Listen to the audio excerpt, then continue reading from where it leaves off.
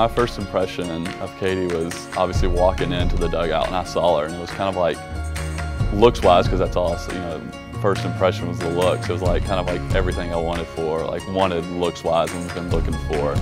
And she like really caught my eye, and we even made like eye contact, and I was like, you know, it really caught me at that time.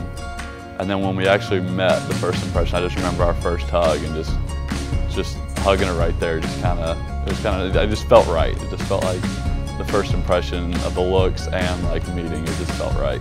I think my first impression of him was just, I felt so safe and so secure, and I just felt so like wanted and desired, and like everything that a girl should feel when they first start falling in love. Well, I was playing with the Dust Devils in 2011, and it was after one of the games one time. I think we just won, so we were coming through the line, and I was walking in the dugout, and I saw her a couple rows up in the dugout, or above the dugout.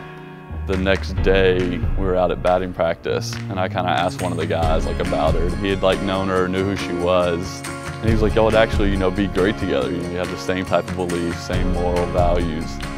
So after the game, he was like, yeah, she said just like add her on Facebook and send her a message, and you know, and y'all can start talking. I accepted and then sent him a message, and we started talking, and we wanted to meet in person, but I was going out of town that weekend, and then he was going on like a long road trip to play baseball. And we were coming back from the road trip, and we weren't going to be back until like 2 or 3 in the morning. And I was texting her, trying to get her to come over because she was going to leave the next day to go to her brother's wedding. So she was like texting me, and she was like, okay, I'll come over and we can meet. And then like 15 minutes later, she was like, no, I'm not going to do it. And then like 15 minutes later, she was like, okay, I'll come over. And then it was back to no, she's not. So finally, I had almost just given up. And then finally, before it was like, we were going to be back in like 30 minutes, she was like, okay, I'll come over, just text me whenever we get back. And she came over at 3 in the morning, which is just crazy for both of us because neither one of us would hang out with anybody, especially new at 3 in the morning. But she came over, and I remember I like walked outside and met her outside and like gave her a hug, and we were talking a little bit, and then she was like, all right, well, I'm going to go home now. And I'm like, no, I thought we were going to like hang out and like, you know, talk or whatever.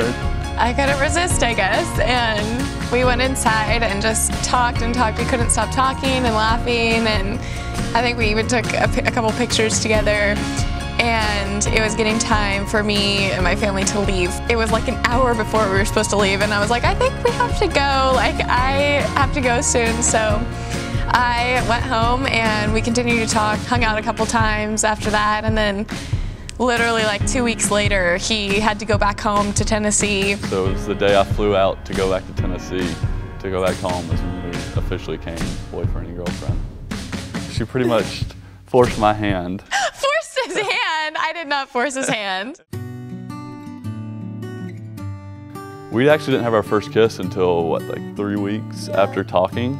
So we went up on Jump Off Joe, it was like one of my off days, and we were up there. And I was like, all right, because for 3 weeks I've been like, all right, kind of want, you know, a first kiss sometime now. It's been 3 weeks, like it's a long wait for me especially.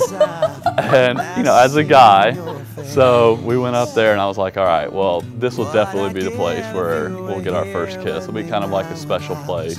So we get up there, and I'm like, you know, trying to make little subtle moves. And They were not subtle moves. Okay, I was just forcing his way in for a kiss, but I would not give in. And she was scared, so I was like, all right, I was just gonna give up. I was like, well, you know, she doesn't want to kiss me, that's fine. So we get back into the truck, and I could tell like she kind of like regretted not kissing me out there, and she like tried to kiss me in the truck. And I was like, no, my uncle said no kissing in his truck, just to like try to get her outside, because it's not as special if it's like in the truck. So got her outside the truck, and that's where we had our first kiss, was up there.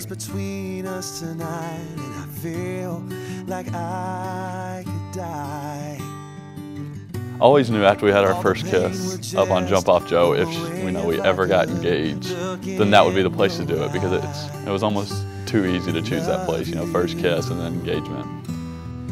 We went to dinner, and she was like, what are we gonna do after? I was like, oh, we can go see a movie or something, just trying to like stall a little bit. And we went by the movie theater, and like, I was like, oh, this movie shows at this time. And I was like, oh, maybe we should just go to Jump Off Joe to kill time. We got like an hour to kill.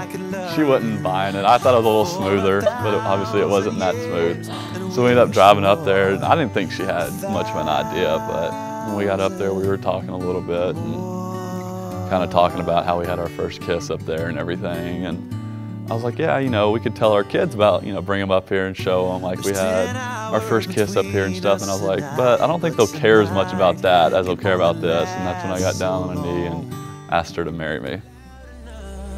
I'll say, will you marry?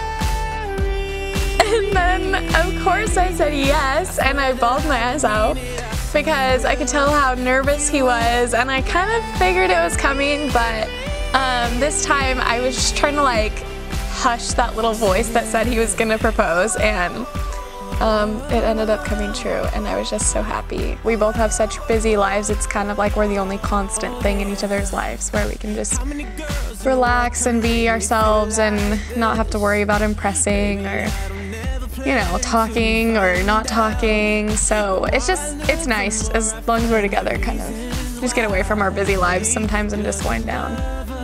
I remember he surprised me. I was looking at this book in Barnes & Noble because we were just out and about, and he surprised me by like buying the book like the day before we went, or the day before I went home. He surprised me with the book, and I just remember feeling so like loved, no matter like how crazy I felt, like, or how emotional I got that I like missed him, and school was stressful, work was stressful, and I think that's when I realized like he was the one, is that he stuck by me in what I saw myself as like the lowest point in my life, pretty much.